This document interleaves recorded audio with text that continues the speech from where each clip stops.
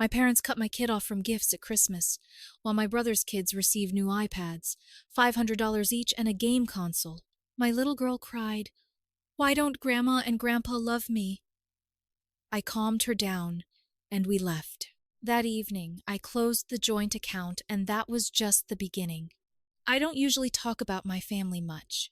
Most of my friends just assume I'm one of those people who doesn't like drama, or maybe that I moved far away for work or peace of mind, but the truth is uglier than that. And it all came to a head last Christmas, when my 6-year-old daughter looked up at me, her hands empty while her cousins tore through gift wrap like animals, and asked quietly, "Why don't Grandma and Grandpa love me?" I'll never forget that moment ever. This wasn't the first time my parents had played favorites, but it was the first time they made it so official. They've always adored my brother, Brian. He could do no wrong, even when he flunked out of college and floated around jobless for years. I was the one who helped them with bills, paid their car insurance, sent them grocery money when Dad's investments went south. Never asked for anything in return, but Brian had a talent. He knew how to show up just enough, say the right things, pretend he was successful. They ate it up. I used to wonder if they believed their own delusion. This past Christmas, I arrived with my daughter around noon. I brought the gifts, which I had spent way too much on. A brand new coffee maker for Mom, a set of golf clubs Dad had been drooling over all year, a $200 spa gift card, plus personalized photo albums of my daughter through the years. Heartfelt, we placed them under the tree, and I was already eyeing the food table when I noticed something strange. There wasn't a single gift labeled for my daughter. I figured maybe they were still in the back. Maybe they forgot to label them something. Then Brian and his wife arrived. Their kids, both older than mine, went straight to the tree, and I noticed how the labels were carefully arranged facing outward. To Jason, love Grandma and Grandpa. Ollie, from your favorite grandparents, and then the avalanche started. iPads. Literal new iPads, brand new game console, fancy noise-canceling headphones, and envelopes. My niece opened hers and screamed, $500! Like she'd won the lottery, because she basically had. My daughter got nothing. Not one card, not even a pair of socks. My mother didn't even acknowledge it. She just said, "Oh, the girls are getting so big." And my dad offered my daughter a candy cane from a plastic bowl. That was it. My daughter tugged on my sleeve when the gift-giving calmed down and whispered her question. And I knew, in that exact moment, that something broke in me. I calmed her down as best I could, lied about Santa being confused this year, made up a story about extra presents waiting at home. We grabbed our coats, left the gifts I brought for them untouched under the tree, and left no goodbyes, just silence. That night, while my daughter slept curled up next to me on the couch, I sat at my laptop and closed the joint account I shared with my parents. It wasn't a big account, just something I opened years ago to help them pay bills when their bank kept bouncing payments. I paid the electricity, the internet, sometimes their phone bills through it. I transferred every cent left to my own savings, deleted the autopay settings, and scheduled the final closure. Then I opened the closet and started gathering up the gifts I had bought them. Unwrapped the golf clubs, found the receipt, dug the spa card out of the envelope. Everything was going back. They wanted to make it clear who they valued. Fine.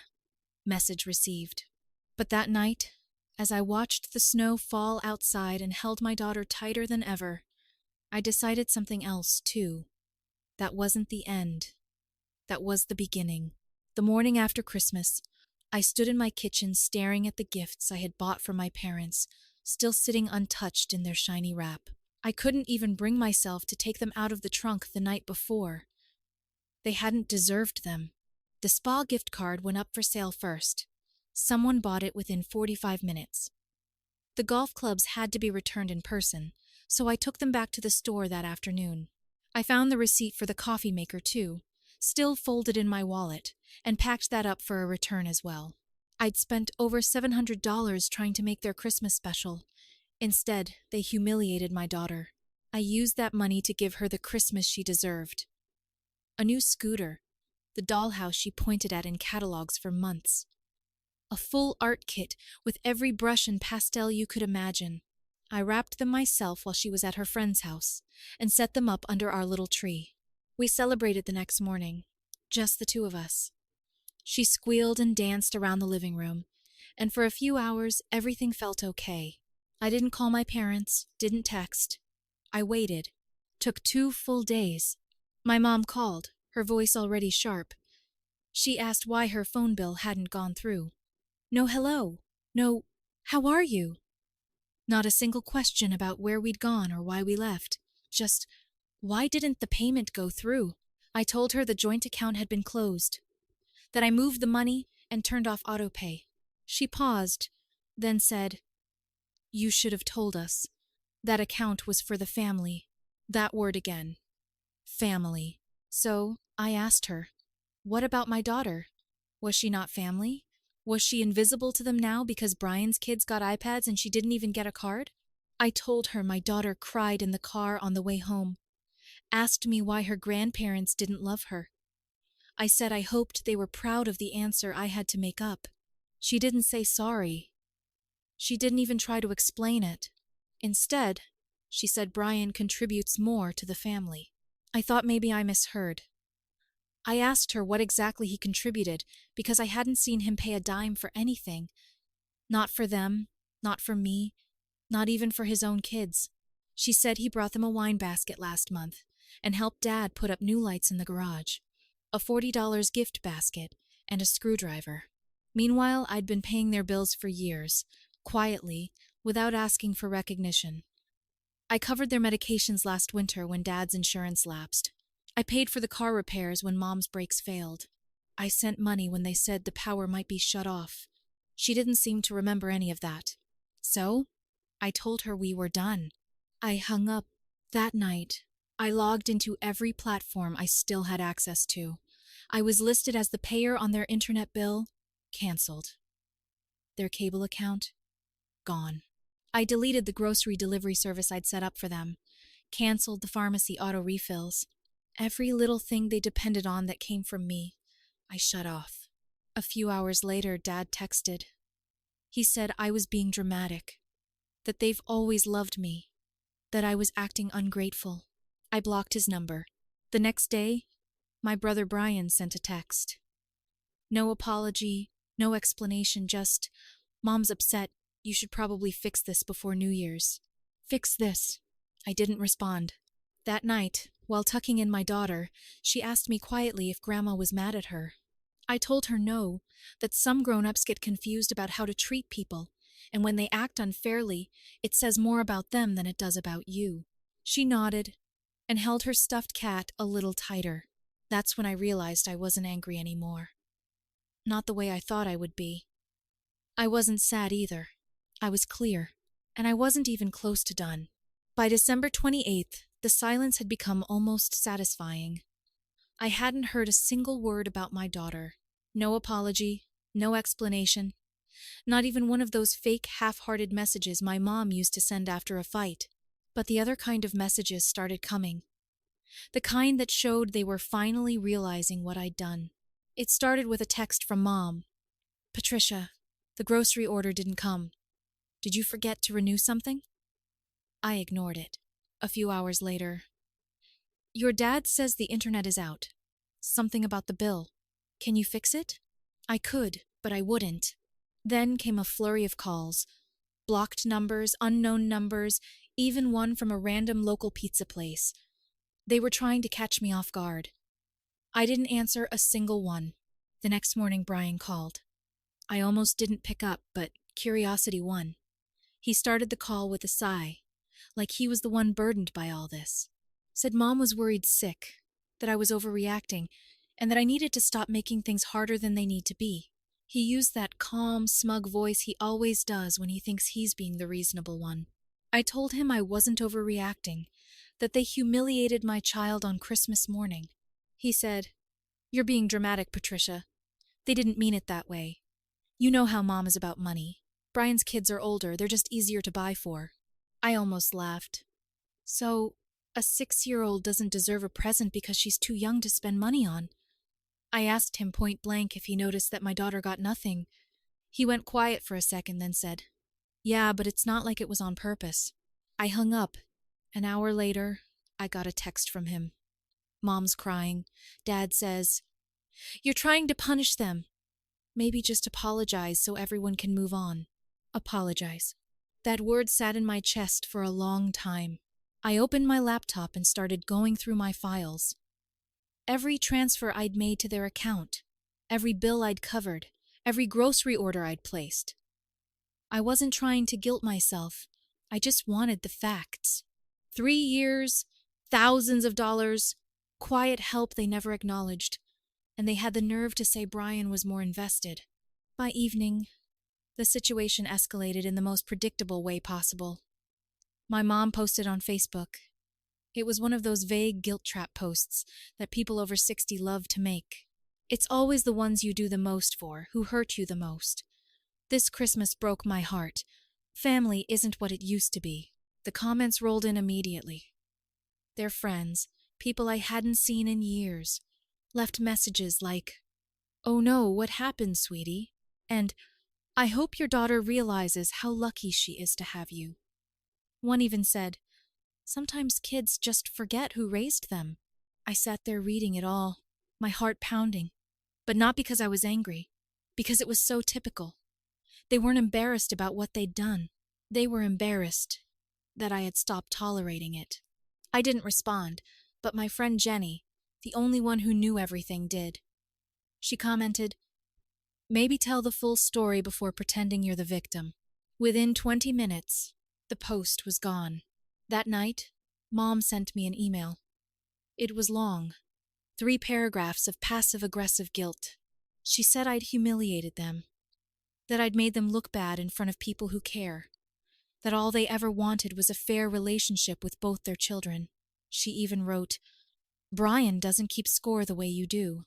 I stared at that line for a while, and then I realized something I probably should have realized years ago. They didn't want fairness. They wanted control. I didn't reply to the email. Instead, I quietly went through every single account and service that still tied me to them. Their Amazon Prime, hence their pharmacy account. I removed my payment info. Their streaming services? Gone. Even their emergency contact forms at the doctor's office. I wasn't going to be responsible for them anymore. The next morning, I woke up to a text from Dad. Short, cold, and exactly what I expected. "You're making a fool of yourself. We've always loved you. Don't let your pride ruin our family." I deleted it without answering. That evening, I took my daughter ice skating, just the 2 of us. We got hot chocolate after, sat by the rink, watching the lights reflect on the ice. She looked up at me and said, "Can we stay home on New Year's too?" I told her yes, because for the first time I realized home didn't mean my parents' house anymore. It was wherever she and I felt peace. And this year, peace was the only thing I wanted. But, as it turned out, my parents had other plans, and New Year's Eve wasn't going to be quiet at all. By December 30th, my parents were in full-blown panic mode. I had cut them off from every financial tie they had to me, but instead of accepting it like adults, they doubled down on guilt. Another email arrived that morning from my dad this time. Subject line, "Please don't be rash." Inside was a pathetic attempt at negotiation. He offered to restart the phone payments if I would just show up for dinner on New Year's Eve. He wrote that they'd saved me and my daughter a seat, that they had something special planned, and it would be a shame to let pride ruin it. That made me pause because it didn't sound like an apology.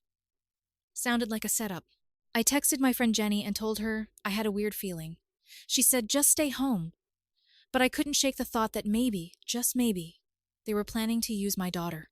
So, I called Brian's wife. We're not close, but we've always been polite. I figured she'd ignore my call, but she picked up.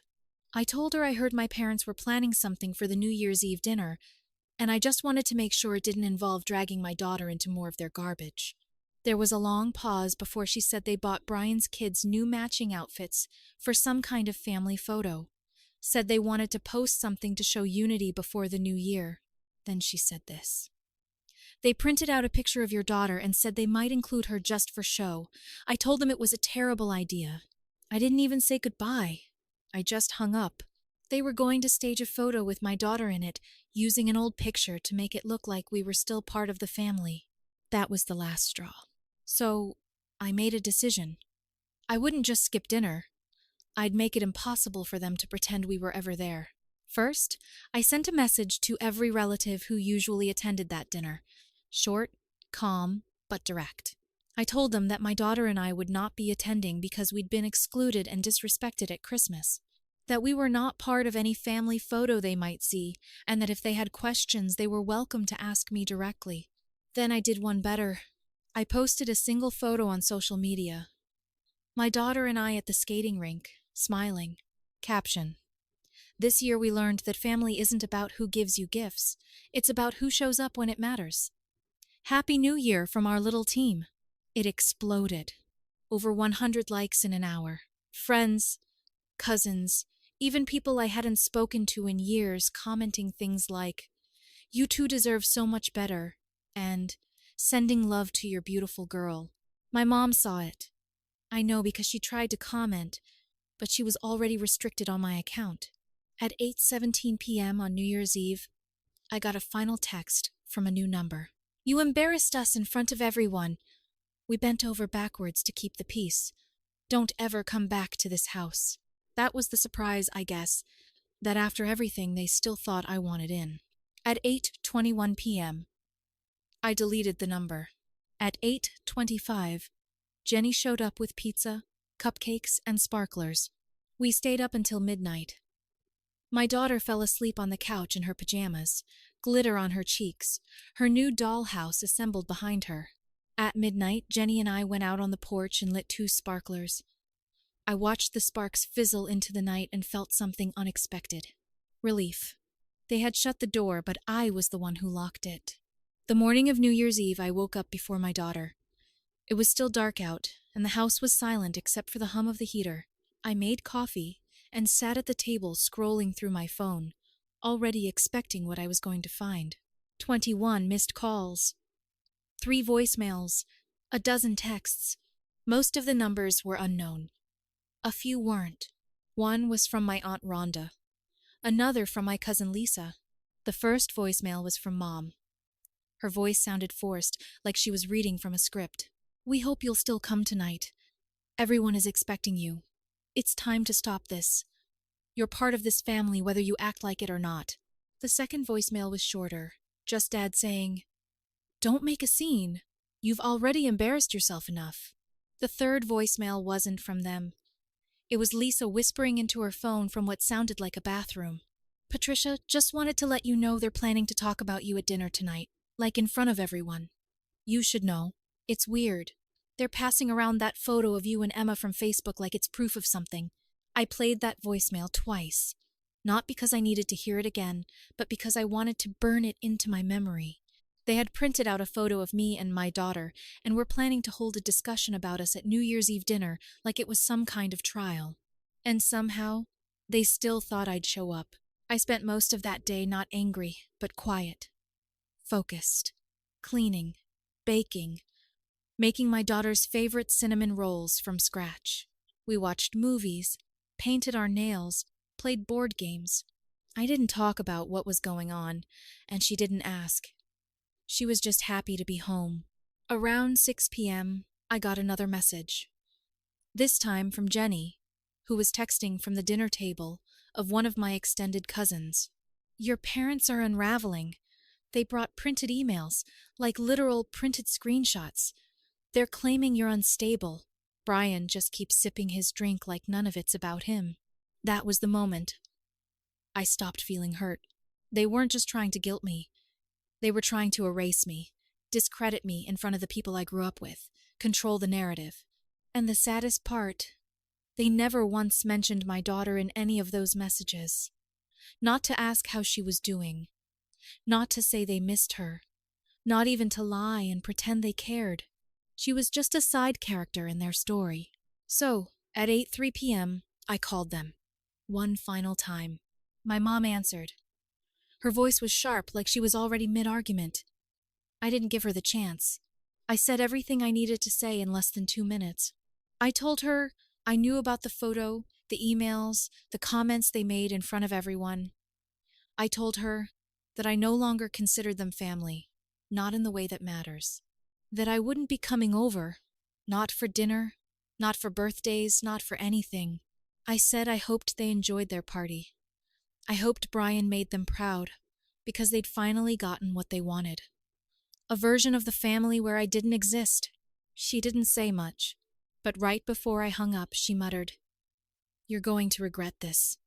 You'll end up alone." I didn't reply.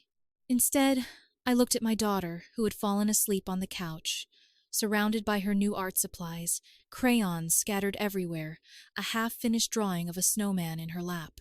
And I thought, I've never been less alone in my life.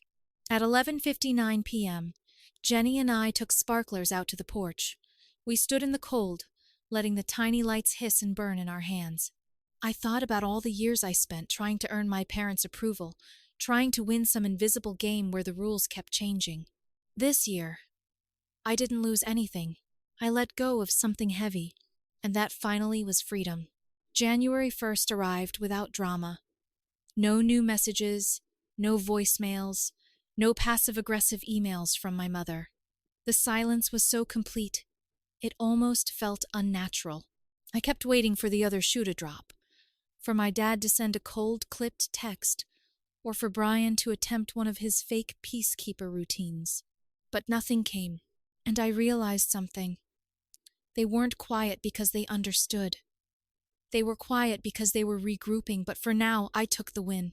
That morning, my daughter and I made pancakes in our pajamas and ate on the floor in the living room, laughing at a cartoon she'd already watched 3 times that week. I kept waiting for her to ask about them, about her grandparents. She didn't. Not even once. It wasn't that she forgot. It was that she'd learned, just like I had, that we didn't need to keep chasing people who were never going to show up for us the way we deserved. But the world outside our home didn't stay quiet. By January 3rd, it started. My parents began calling relatives, not to explain, not to take responsibility, but to spin a story. One where they were the victims, I was the villain, and my daughter was a pawn in some imagined vendetta. Aunt Rhonda left me a voicemail that afternoon. She said, "Patricia, I just wanted to say, I don't believe half the things they're saying about you. I saw how they acted at Christmas and at New Year's. They were unhinged. I'm sorry I didn't speak up sooner." That same day, Cousin Lisa messaged me again. "They told everyone you screamed at them on the phone, said you threatened to never let them see Emma again." But when I asked why, they just said she's always been jealous of Brian. Jealous. That old chestnut? I could have gone online, defended myself, written a point-by-point breakdown of every bill I paid, every lie they told, every manipulation they ever used. But I didn't, because I realized something else. I didn't care. I truly didn't. Their approval, their love, their little circle of people who believed everything they said, none of it mattered anymore. Instead, I did something better. I took my daughter to the park that weekend, then to the Children's Museum the next day. We made a list of fun things to do for the rest of winter break. We bought matching mugs, and when she drew a picture of her family for her class assignment, it was just her and me. 2 stick figures holding hands, a heart between us, and our cat wearing a crown. I didn't cry, but I kept the drawing. It's taped to the fridge now, right next to the calendar where I've crossed off each day since we walked out of that Christmas disaster. The longer I stayed away, the more things came into focus. I started noticing how much energy I had, how much better I slept, how I didn't feel that constant knot in my stomach waiting for the next guilt trip or demand, or subtle insult dressed up as advice. I started cooking again, not rushed meals, but real food. I stopped checking my phone every 10 minutes. I laughed more. I was still angry sometimes, but not in the same way. It was quieter now, less sharp, more like looking at an old bruise. The silence from my parents wasn't peace. It was Cold War silence. But the difference this time was, I wasn't playing anymore. They weren't just cut off from my money. They were cut off from me. And that's what really burned them. Brian. He disappeared completely. Not a word, not a text, not a single attempt to check in on my daughter. And honestly, that hurt more than I expected. Not because I wanted him to take my side, but because I finally saw him clearly, not as my brother, but as someone who never once stood between me and our parents, even when they were wrong. He was comfortable letting me be the scapegoat as long as it meant he stayed the favorite. Let him keep it.